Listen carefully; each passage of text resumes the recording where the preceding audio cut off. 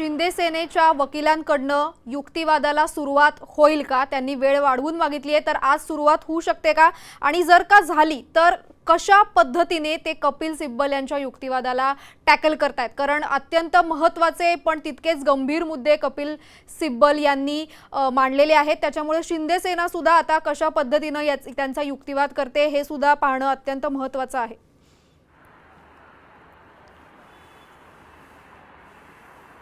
सायली, या सगळ्यामध्ये महत्त्वाचा मुद्दा उरतो तो म्हणजे कपिल सिब्बल यांच्या युक्तिवादानंतर एकनाथ शिंदे यांच्या वतीने मनिंदर सिंग असतील, महेश जेठमलानी असतील किंवा इतर जे काही वकील आहे या वकिलांची फौज कशा पद्धतीने युक्तिवाद करेल।